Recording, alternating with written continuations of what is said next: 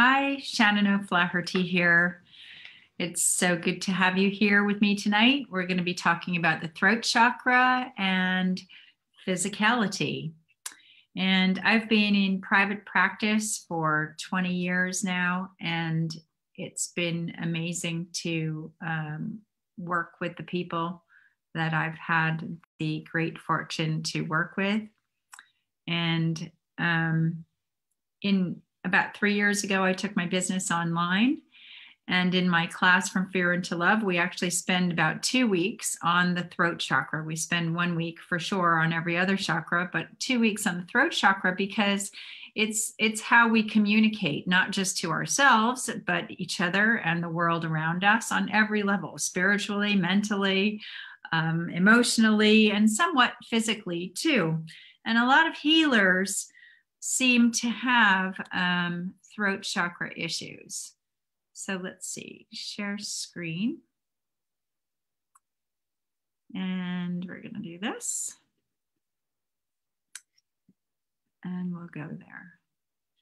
And so healers tend to have throat chakra issues because of not feeling safe to be seen and heard. Now, this can be ancestral stuff. This can be in your family, whatever your parents said to you and what was substantiated over a lifetime. It could be really old ancestral stuff from witch histories, not being able to, be the healer that you are, being burned at the stake, all of this kind of stuff. The throat chakra is located at the base of the neck right there and encompasses the entire jaw and ears. And when our throat chakra is not in balance, it'll either have deficient energy flowing in or excessive energy flowing in. And we could go to great lengths to hide these true feelings from years of practice of how not to be seen and heard. So if our throat chakra is deficient, the energy around it will be lifeless, sluggish, passive, blocked, and very inward. We might be quite shy or have an inability to express our thoughts. We might be quite secretive. And if we're suppressed, we may not feel like we're fully present and our voice may not carry authentically. We could avoid eye contact when communicating. And in severe cases, we could even develop speech and hearing difficulties. And on the other extreme, if it's excessive, we'll be more lively and agitated and reactive and aggressive and outwards. We'll be prone to stubbornness, hostile communication, and maybe have a tendency to be socially overbearing. We'll often direct our anger outwards at others or inwards against ourselves and develop destructive or addictive behaviors. So people with an imbalanced fifth chakra could also really use their words recklessly. I'm sure you've all heard of people who talk incessantly, mindlessly filling the void with no real substance. And really they're using words as a means of distancing themselves and avoiding intimate connections with others. Because constant aimless talking can also be used as a kind of defense mechanism to drown out the negative mind chatter that you might have, but you could also grate on other people's nerves or really bore them. People with throat chakra issues could indulge in gossip and criticism and judge everyone around them. And they may believe that something is always somebody else's fault and that no one ever listens to them. They could become a loud-mouthed, know-it-all adult, or they may correct everyone that they come into contact with. And inevitably, this behavior will also isolate them. So we use our throats to connect to people, but our voices and what we say can also be used to isolate. So another aspect of an imbalanced throat chakra is the habit of refraining from expressing our needs or establishing our boundaries for fear of offending other people. And this can happen with even the most successful people. You could have a really high level, successful CEO wheeling and dealing it all day very, very efficiently, but then he can't go home and stand up to his wife. So learning to speak your mind, especially when expressing anger, can be difficult because we've been taught, we've been conditioned not to be angry because it's not polite and unacceptable. And so we tend to put a judgment on our emotions and how we feel. And we're taught how not to feel our feelings. So often people who have a hard time expressing anger may attract people who are very good at letting their anger out. And this is really why I encourage people to book mind shift calls. They're free. You have nothing to lose because often we can't see the kind of stuff that we're suppressing.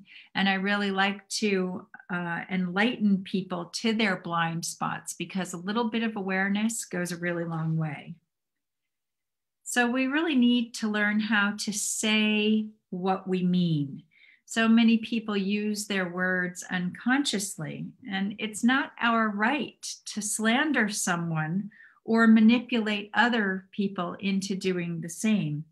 Because gossip and misusing words not only compromises your vibration, but it'll also have a boomerang effect and come back and bite you in the butt.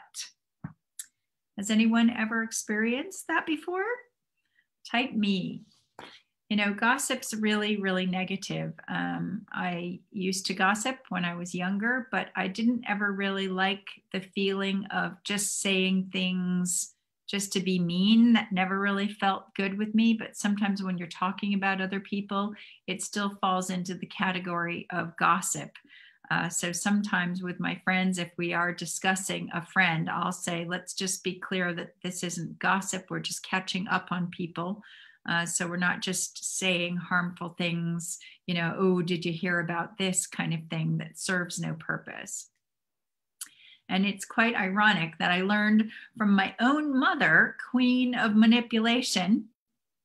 I love you, mommy, sweet mommy in heaven. Bless your soul.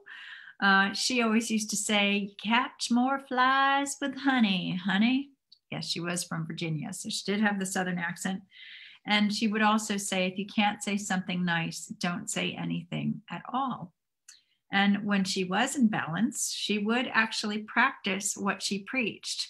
But there's another kind of more Zen saying that is say what you can live with, because our words can be very cutting and they can really hurt and be quite damaging.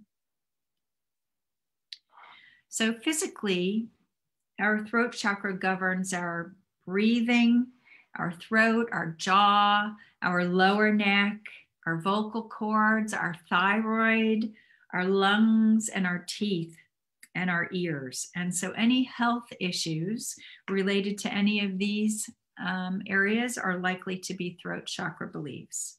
The throat and jaw and neck are about not being able to speak our truth and not being heard. And maybe you have constant sore throats or you're suppressing your feelings. Because when our throat chakra is out of whack, our actions go against our words. Physically, we could have swollen lymph nodes in our neck, or our voice could frequently crack or sound thin. We could suffer from hypo or hyperthyroidism. We could have ear problems such as premature hearing loss or ear infections. We could develop regular sinus, throat, or upper respiratory problems as well. And the jaw and neck are the seat of a lot of stress. I mean, think about how much your head weighs and it's balancing there precariously. You got to hold that up. And so that can take a lot of stress there. When I was taking my first chakra class many, many years ago, we did a meditation and I had the startling realization that all of my lifelong throat issues were connected to what I couldn't swallow. I suffered from bulimia as a teenager. And it was in this chakra class, learning about the throat chakra, that I realized it was all about my mother's alcoholism. So I don't know how many people here have ever been bulimic or anorexic, but it's really about finding control, having something that you can control. You can control what you eat, what you put into your mouth, what you purge from your body. And this, of course, tied into my chronic neck issues from being held in by birth, at birth by a panicking nurse, because I was intent on being born on the stretcher. So my poor little head got kind of shoved back into my body. So your physical issues in your body, like breaking my tailbone, right? That was a root chakra issue. But these kind of things, they could cause throat chakra issues because of damage in that area to begin with. And most of my life, I suffered from throat issues. And it's not surprising, coming from two parents who didn't feel safe enough to express their own truths. So our ears, they're not just about how we express, but also how we listen. And you'll start to notice that most people don't know how to listen. Listening is a skill set. Not only hearing the actual words that people say, but also hearing the things that people don't say. And in other words, tuning into the energy that people are putting out. Because our vocal cords create the sound vibration of what we're putting out into the world.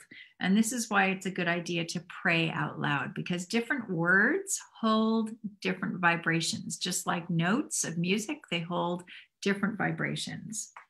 And the gift of the fifth chakra is truth, and saboteur is the lies. And the element is air and water, hence Quetzalcoatl, the winged serpent, the shamanic archetype who resides here. And we call on Quetzalcoatl for balancing the middle world principles, the world in which we live, because we use our throat chakra to balance the middle world principles, to communicate, to create understanding, to create connection, right? And then finally, our teeth are to be considered the same as our bones, and they're very responsive to belief work. And the feelings and programs that were created as a child during visits to the dentist can prevent healings on the teeth. I still have to consciously calm myself down and will myself to go for regular checkups, because I had Satan as a dentist when I was a young child. And really, it was absolutely horrific. And I mean, I don't know of too many people who enjoy going to the dentist, but I'm definitely not one of them. And I also had every kind of orthodontic contraption and piece of metal one could put in one's mouth when between 11 and 13 from the whole train tracks thing. So children's teeth move much more easily because they're not embedded in the bones yet. And they're a very basic part of the skeletal system and are connected energetically to every other part of the body. So you can see here that every couple of teeth are related to different organs. And different teeth challenges and infections can create problems in organs of the body. In fact, root canal can lock in the meridians of the body and encapsulate infections. Here's a little tip, if you put some tea tree oil and a little water on a toothbrush, it can help to recover and regrow your gums. But if you're interested in more than just recovering your gums, but you'd like to recover your ability to speak your truth safely and feel heard and received, then I would really love to hear from you. Wouldn't it be finally great to find out what's holding you back from communicating your truth to the world and achieving your potential? Book a complimentary mind shift call with me and let's have a chat. I'd really love to see where you're at and help you out of your blind spots so that you can have a clear functioning throat chakra, so that you can speak your highest truth, and live your best life. It's been so much fun sharing this with you tonight. I love you all so much, and I'll see you in the next video.